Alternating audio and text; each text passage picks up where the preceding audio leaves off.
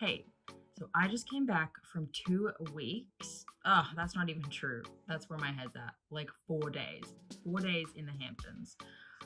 Without my husband, I was with some other people, and I also brought my baby. And that was the first time that I have ever been the full-time parent for my baby.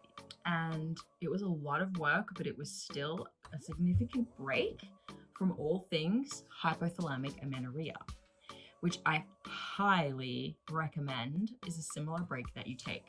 You might be on the very beginning of your sort of like deep dive at the time of hearing this. You might be the very beginning of learning, understanding what's going on, or you might be months or even a year or more in to just like educating, consuming knowledge, and doing so in a way not just to learn but to stay motivated on your track to recovery. That is so important, but so is striking a balance.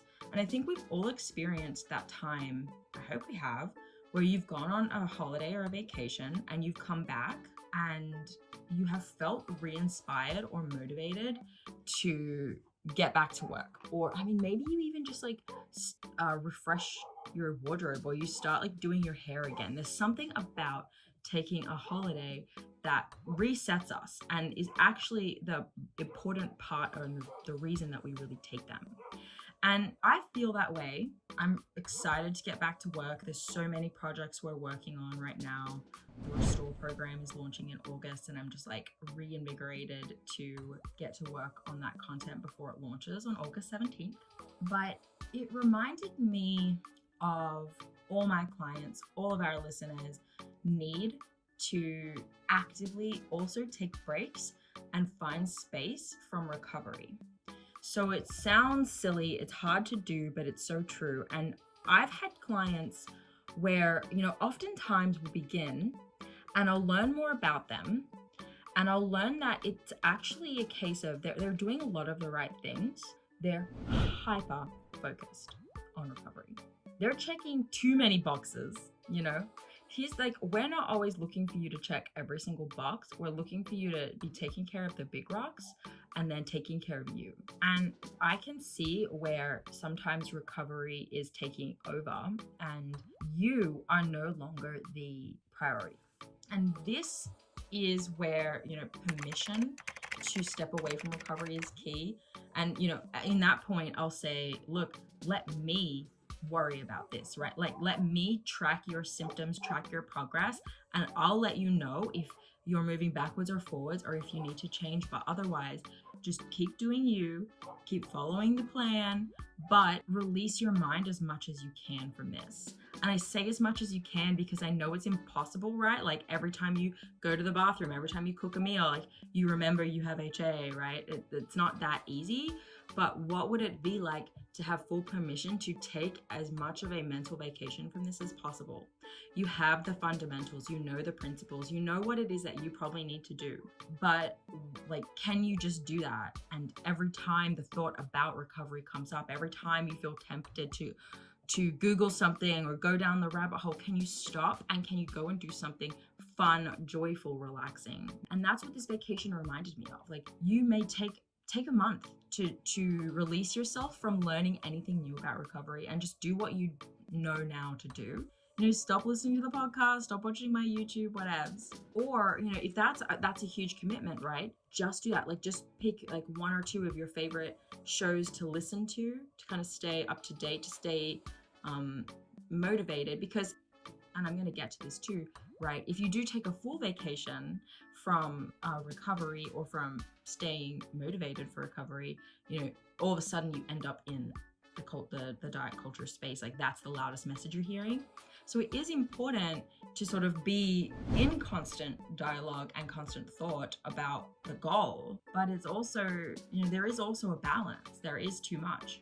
So on this vacation that I was on, I was with people who have no idea about HA. They have pretty much no idea about my business. They have no idea what we do here and how much I know. And sometimes it's funny to be around people. They'll be talking about like their period problems, their issues. I'll be, we'll be in the kitchen, be like, oh my gosh, I don't eat until 5 p.m. or I drink so much coffee or blah, blah, blah. But like later in the conversation, it will come down to, they'll start talking about things like their extreme period pain, their super irregular cycles, their PCOS. And I'm over here like, try not to preach, like don't switch modes.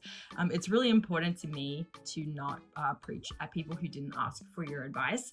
So I'm like literally an expert sitting in the room. They have no idea that I am and what I'm thinking about. Which brings me to being around a lot of people who don't get it or are unaware, and they're quite frankly, unhealthy or toxic beliefs around body image of food and lifestyle, they become very apparent. And I think all of us are dealing with this regularly, right? So in our community calls and things like that, it's a fairly regular topic of conversation about like, I'm just around these people who say these things that trigger me, right? Like, oh, my best friend is always talking about weight loss or whatever.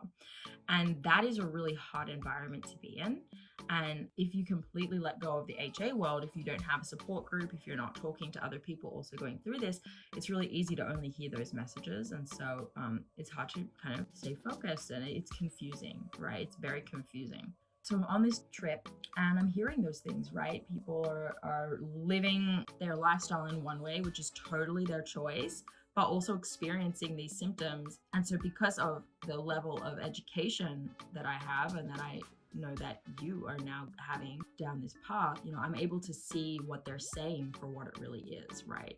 Yes, they might be saying they don't eat till midnight, and that, in the past may have been something very triggering because it's like, well, I eat 3 meals a day, so what does that mean about me? But now that I see also, like in a separate conversation, I'm aware that they also are not well. I can put 2 and 2 together because I'm a practitioner, and you can now do that too because you have been learning so much about this stuff. So that's the importance of being aware and consuming this content and being tapped in, but also actively taking a break from, like when you go to university or college or school, you take holidays, right? You're not in school all the time. Like, have a break. So the point of this video is kind of twofold. One, if you need a break, take a break. Okay, you're not going to unlearn everything you know. 2, don't take a permanent break.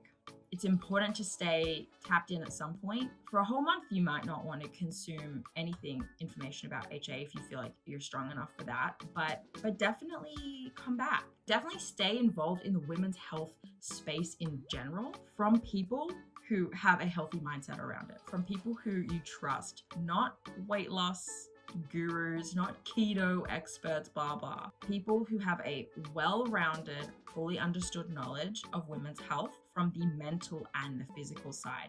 That is what you're looking for.